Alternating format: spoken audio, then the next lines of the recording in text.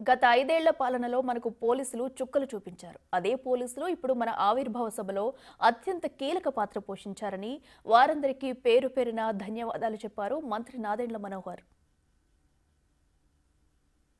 ఎక్కడ సభ నిర్వహించాలన్నా మేము పడిన కష్టాలు మామూలు కాదు. ఎన్నిసార్లు మొత్తుకున్నా, ఎన్నిసార్లు పర్మిషన్లు అప్లై చేసినా 12 గంటల ముందు, 14 గంటల ముందు ఒక చీటీ రాసి 9 ముగియాలి మీ సభనని చెప్పి ఆక్షేపణలు కూడా పెట్టేవాళ్ళు. కానీ ఈ సందర్భంలో జిల్లా ఎస్పీ గారికి, ఐజీ గారికి, డీజీపీ గారికి, ఇక్కడ పనిచేసిన ప్రతి ఒక్క కానిస్టేబుల్కి, సర్కిల్ ఇన్స్పెక్టర్లకి, ఎస్ఐలకి జనసేన పార్టీ తరఫున, మా పార్టీ అధ్యక్షులు పవన్ కళ్యాణ్ గారి తరఫున మనస్ఫూర్తిగా సహకరించినందుకు మీ అందరికీ కూడా ధన్యవాదాలు. జనసేన ఈ పుష్కర కాల ప్రయాణంలో ఎన్నో మధురానుభూతులున్నాయి. వాటిని మనం ఎప్పటికీ మర్చిపోకూడదు. పార్టీ కోసం పాటుపడ్డ వారెందరో ఉన్నారు. వారందరినీ మనం స్మరించుకోవాల్సిన సందర్భమని అన్నారు జనసేన మంత్రి నాదెండ్ల మనోహర్.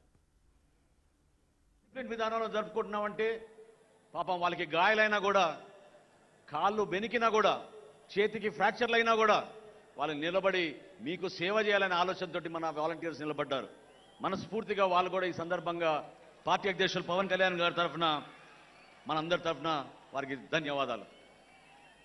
ఒక్కసారి చివరిలో మీరందరూ కూడా గుర్తుపెట్టుకోవాల్సింది, స్ఫూర్తి నింపే కొన్ని సంఘటనలు ఉన్నాయి. అమరావతి రైతుల విషయంలో కానివ్వండి, జనవాణి కార్యక్రమం మన విశాఖపట్నంలో జరుపుకున్నప్పుడు ఏ విధంగా పవన్ కళ్యాణ్ గారిని 3 రోజులు నిర్బంధించారో నోవోటెల్ హోటల్లో ఆ రోజు మీకు గుర్తుంది. గోవిందమ్మ అనే ఒక తల్లి తన బిడ్డతోటి అక్కడ కూర్చుని ఆ రోజు బీచ్ పైన స్ఫూర్తిదాయకంగా రాత్రంతా నిలబడి మా అన్నని మాత్రం అరెస్ట్ చేయకూడదు, మేము అన్నని కాపాడుకుంటామని ఆ రోజు గోవిందమ్మ నిలబడింది. నిజంగా మీకు మనస్ఫూర్తిగా మీకు నమస్కారాలు. పార్టీని తన బిడ్డతో పోల్చిన ఒక తాపీ మేస్త్రి ఈశ్వర్ గారు 50,000 రూపాయలు ఇచ్చారు ఆ రోజు ఇప్పటం సభకి. ఆయన ఒక దాతగా, ఒక స్ఫూర్తిదాయకమైన దాతగా నిలబడ్డాడు. ఈశ్వర్ గారిని మనం ఎప్పుడూ మర్చిపోలేం. ఎందుకంటే పార్టీ ఇంత దూర ప్రయాణం చేయగలిగామంటే, నేను పవన్ కళ్యాణ్ గారితో పాటు ప్రతిరోజు నేను దాదాపు నడిచాను కాబట్టి నాకు తెలుసు. ప్రతిసారి సొంత డబ్బులు ఆయన ఇచ్చారు.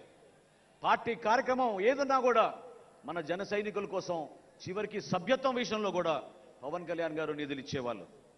కౌలు రైతులు ఆత్మహత్య చేసుకుంటే వాళ్ళ కుటుంబాలని ఆదుకోవడానికి 5 కోట్ల రూపాయలు విరాళం ఇచ్చిన ఏకైక నాయకుడు భారతదేశంలో పవన్ కళ్యాణ్ గారు. ఈ కార్యక్రమాలు మనం గుర్తుపెట్టుకోవాలి. అవే మనకి స్ఫూర్తినిచ్చినాయి. ఈ కార్యక్రమాల ద్వారానే 100% స్ట్రైక్ రేట్ అన్నది ఇక్కడితో అయిపోలేదని అన్నారు నాదెండ్ల మనోహర్. ఈసారికి ఎంపీటీసీలు అన్నిటినీ మనం గెలుచుకోవాల్సి ఉందని అన్నారు ఆయన. ఈ విజయం పరంపర ఇలాగే కొనసాగుతూనే వెళ్లాలని జన సైనికులకు పిలుపునిచ్చారు మంత్రి నాదెండ్ల మనోహర్. 100% స్ట్రైక్ రేట్ అయిపోలేదు. 100% స్ట్రైక్ రేట్ రాబోయే స్థానిక సంస్థల ఎన్నికల్లో కూడా మనం అది తీసుకురావాలి. ప్రతి ఎంపీటీసీ గెలవాలి, ప్రతి జెడ్పీటీసీ గెలవాలి, ప్రతి కౌన్సిలర్ గెలవాలి. కూటమి విజయం సాధించే విధంగా మన అందరం కూడా మనస్ఫూర్తిగా చేయాలి. చివరిలో రేపటి రోజున పవన్ కళ్యాణ్ గారి కోరికది, మీరందరూ కూడా నిలబడతారని నేను ఆశిస్తున్నాను.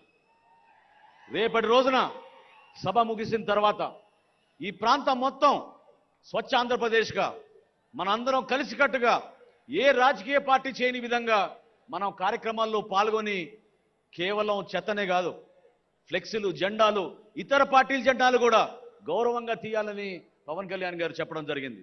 దాన్ని మనం నిలబెట్టుకుందాం. పిఠాపురం ప్రజలకి మరొకసారి నేను మనస్ఫూర్తిగా ఒక అద్భుతమైన విజయం అందించినందుకు పవన్ కళ్యాణ్ గారిని, ఈ విధంగా రాష్ట్రానికి ఉప ముఖ్యమంత్రిగా చేసినందుకు వారికి ప్రత్యేకంగా ధన్యవాదాలు తెలుపుతూ, కూటమి ప్రభుత్వంలో మనకున్న బాధ్యతని మీరు నిలబెట్టండి, కలిసి పనిచేద్దాం. ఈ జనసేన పార్టీ ప్రజల కోసం నిలబడుతుందని ఈ సందర్భంగా తెలుపుకుంటూ, నాకు ఈ అవకాశం కల్పించిన పార్టీ అధ్యక్షులు పవన్ కళ్యాణ్ గారికి మనస్ఫూర్తిగా ధన్యవాదాలు తెలుపుకుంటూ